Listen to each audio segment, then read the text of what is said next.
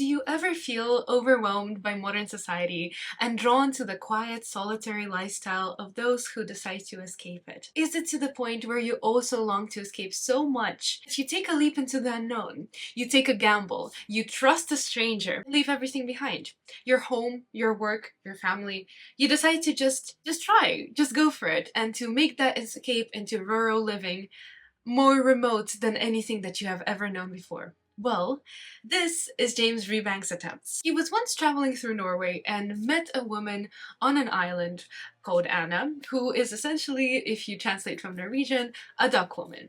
So her job consists of helping build nests and making a home for the eider duck. Those very same ducks that produce the eider down, the filling that you find in expensive duvets, coats. The softest kind of filling is made from their feathers. And hers is an ancient craft that requires paying attention to the signs. It's paying attention to nature signs, to when the ducks will come. It's understanding the habits of the ducks that are wild creatures and making them trust you, a complete stranger and a human at that, enough to land from the safety of the ocean onto your island where you can help them make a nest, protect them from predators, and ultimately when they lay their eggs and leave, to collect the feathers and to sell them. And hers is a long abandoned craft because it's time consuming. It requires knowledge and understanding that we no longer possess, and frankly the industrialized nature of the world means that people tend to go away and seek different jobs. But yet here is Anna continuing this legacy and this centuries old trade and tradition all by herself, which requires a sort of resilience and self-assuredness that many of us can never even imagine. And Rebanks, on that one journey through Norway, is struck by it. It's something about her very bearing, her very being. She almost seems otherworldly and magical to him, like this stereotype of the old woman guide who possesses some knowledge that is unseen to us all. And you may ask, well, how much of an effect does that have? Well, clearly enough that 7 years later, Rebanks couldn't stop thinking about this woman, and he decides to write her a letter asking her if she'll take him. And he looks to his wife and his kids and his own rural farmhouse and his farming and the life he has known and says, no, I need to go down and I need to take a break and I need to escape this, and I'm angry and I'm confused and I don't know what to do and I'm lost in life, and I need to go back to that one woman I saw 7 years ago who seems to have it all down perfectly. And The Place of Tides is the story that takes place because that woman agrees, and she says, bring good boots, bring good work clothes, and it will be my last season, so if you come, you might as well come now. And that is the story we're talking about today. She's 70, he wants to come, he wants to observe her work, and this is a woman who has seen many seasons. So all the more significant that this shall be her last one. Occasionally in life, we find ourselves looking for a slow story, one grounded in quiet and stillness, rather than noise and action, and The Place of Tides is one such novel. You will not find an action-based plot here. In fact, many of the days spent on the island are days of waiting, because the season as it progresses changes, and we go from this bustle of preparation, of building and renewing, to simply staying indoors and waiting for the ducks to come, to even worse, looking tentatively and nervously to see if they will land and being unable to go outside because you may frighten them.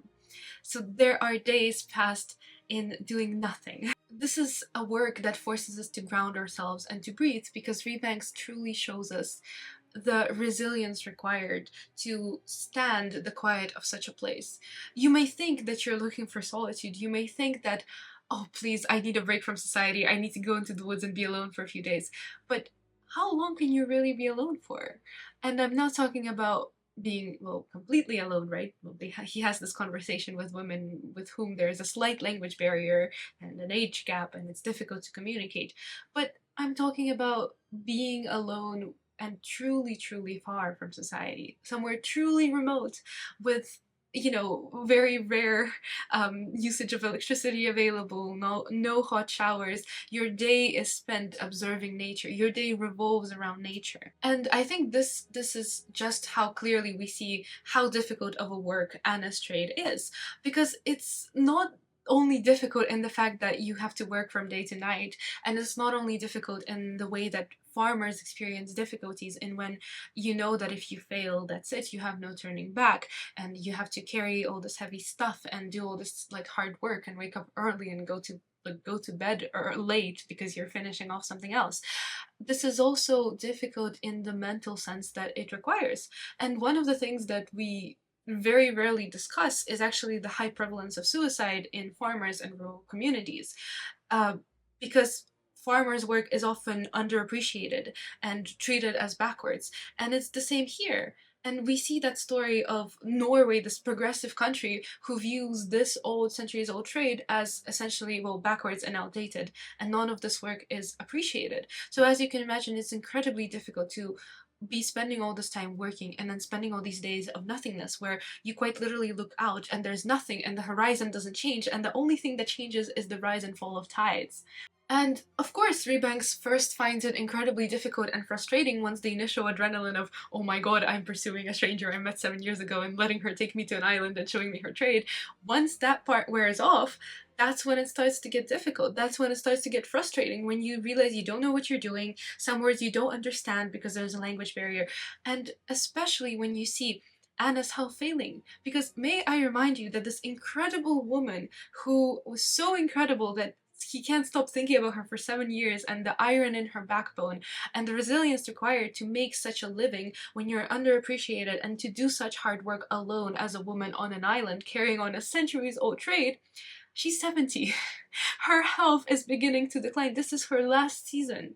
And he's there accompanying her in a season, knowing nothing about. And some days she's so weak that she doesn't, like, she can't stand up, or she gets distracted, or she gets overwhelmed, and she just looks like a weak old woman rather than this stereotype of this mysterious leader leading him into this journey of enlightenment and self-development. So yes, some days are incredibly difficult on this island. But as time passes, and as he begins to make a deeper connection with Anna and the other woman that comes with them to the island, the woman who would like to continue Anna's trade, he begins to start to see the subtleties and to understand the processes and to make a connection with these two like fierce, strong Norwegian independent women.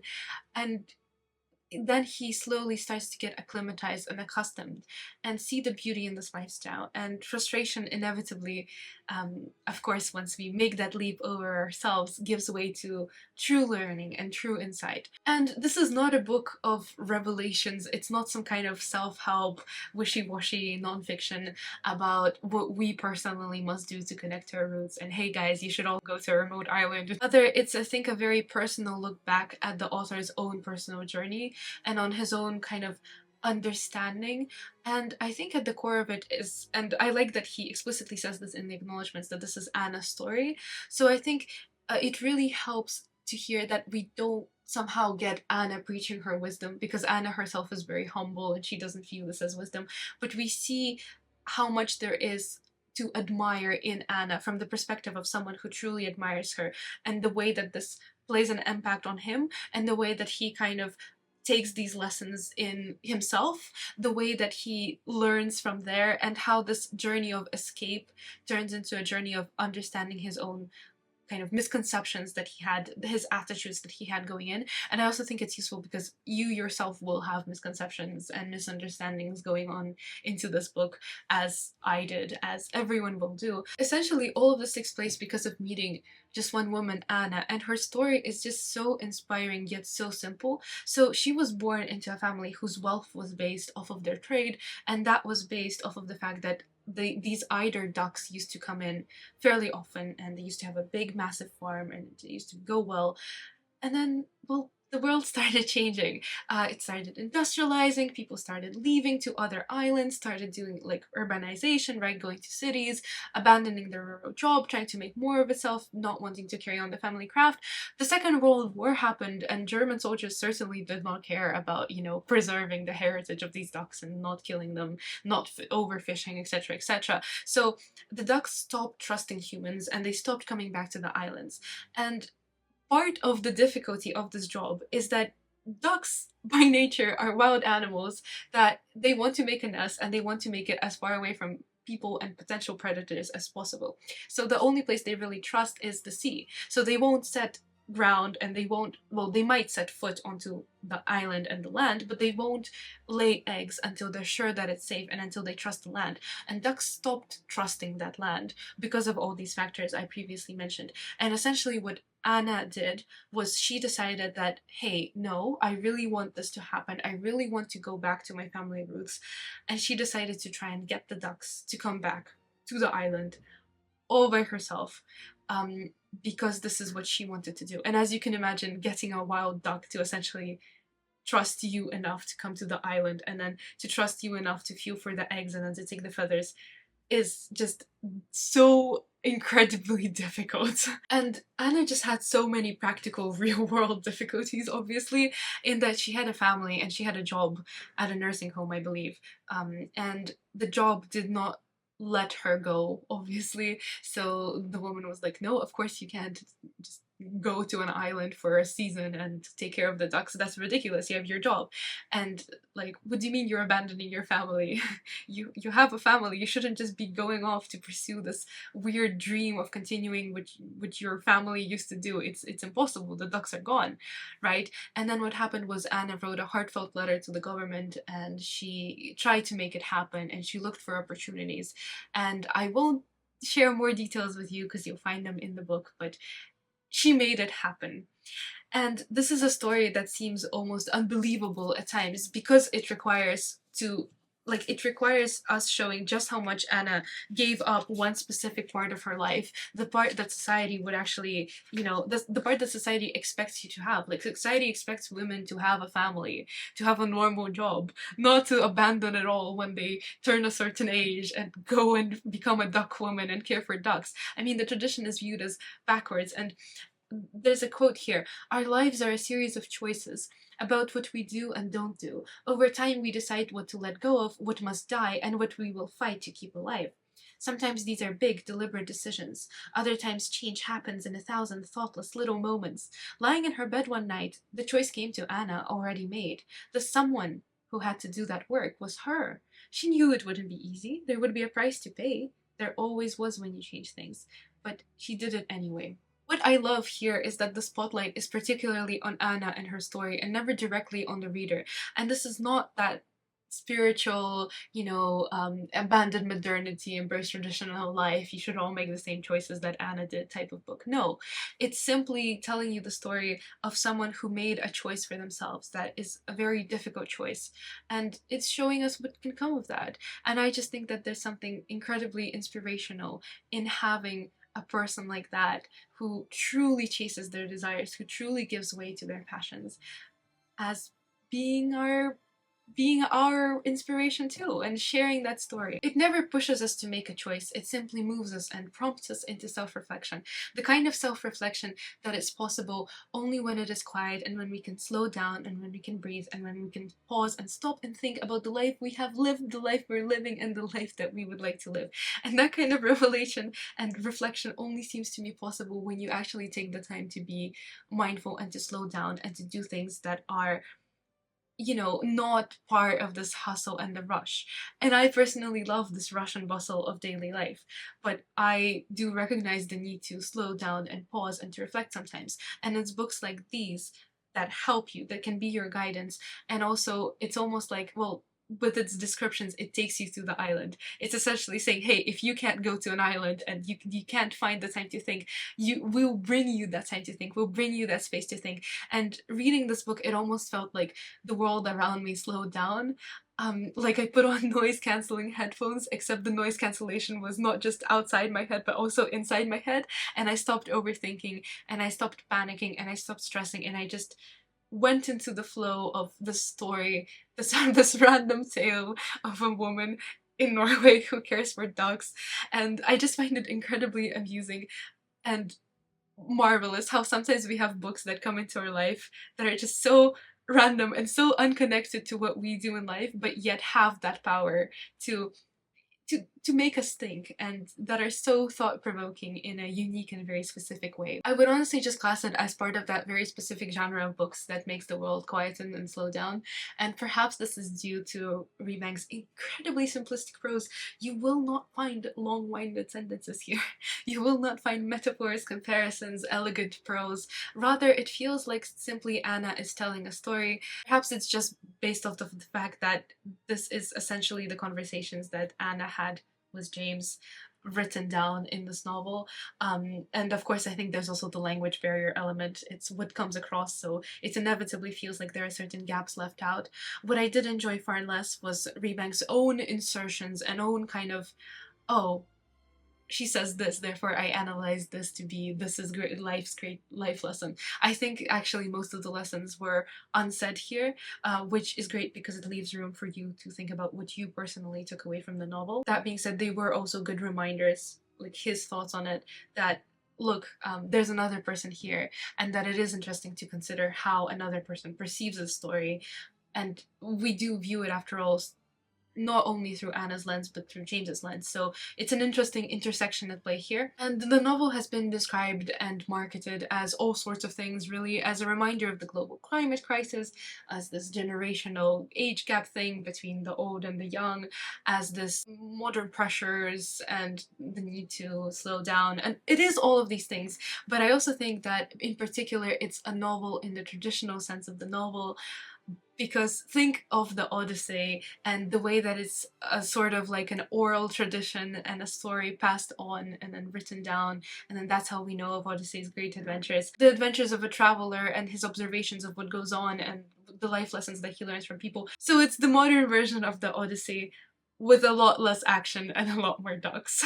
Okay, that being said, I've gone on and on about how interesting this book is and how provoking it is, but I would also like to say that I don't think this is necessarily the most life-transforming, transformational book you've ever read, and for me, at times, it is because it felt some of the author's insights were slightly reductive and simplistic, as I mentioned, and I think it's the writing style in particular that occasionally made the emotional moments fall flat. So it's all great and good when it's simple and you're following along and you're reflecting, but then other times you get to a more poignant moment and you want some, like, I don't know, nuance in the presentation, some reflection, and you just don't get that. You just get a simple sentence about it and you move on, and sometimes it just doesn't feel like it does justice to the scene. Maybe a better and more delicate balance between simplicity and nuance in writing and the detail that we go into in certain scenes. Actually, certain parts of the story seem to be missing, likely due to Anna not wanting to talk about them into privacy, which, fair enough, we should reflect privacy. It is, after all, Anna's story. But it's not so much the issue that I have with the gaps as much as it is with Rebanks' attempts to kind of fill in the gaps by trying to make us not see the gaps and the deficiencies by focusing on other things and the insights that he learned, etc. I think at that point certain parts of it started to feel wishy-washy, particularly when we see certain gaps in the treatment of just exactly how isolating the island is and the necessity and the emotional struggle of undergoing through that solitude. And I realize it's a difficult thing to convey, but what we don't really get is we kind of just get James telling us this and then talking like, oh yeah, I found it so emotionally difficult, and then moving on. So certain parts of this, maybe it's less writing and more pacing, but either way this balance is slightly off, which stops me from placing this book onto my list of ultimate favorites as like ultimate life-transforming literature, because it's not. I think it all comes back to this being a simple yet inspiring story, the kind that you may need sometimes, the kind that's great and wonderful. It's just not necessarily completely life-changing and transformative. And I think a particular part that pulled the book down from that to what it is now for me was the very sudden ending. It felt like it was slightly diluted because, well, we had this poignant moment of Anna's last season. We spent the entirety of the book understanding how important this island is for Anna, and then suddenly it's all over and we go back to James talking about, you know, the things he's learned and yay, we're off the island and look, family life and stuff. So that's exactly what it was like. It was just a sudden shift in the tone, in the writing style, in the pace. So I think that part slightly cut me off and prompted me back into reality a little bit. But all in all, I mean, I really enjoyed this novel, and it is going now onto that very special shelf of recommendations I will give to people who are going to the countryside and who need something slow and reflective to think about. And if that sounds like a story that is inspiring and you're in need to be inspired, then The Place of Tides is where it's at. And just I want to say a big thank you to Penguin UK for sending me this. Alan Lane, the publisher, is an imprint of Penguin Books. So thank you very much for sending me The Place of Tides in exchange for my honest thoughts. As always, it's a pleasure for me to read new books that Penguin publishes in general, and I am always honest in my reviews. So I really hope that you enjoyed the spoiler-free review, Place of Tides. Thank you for watching, and see you next time!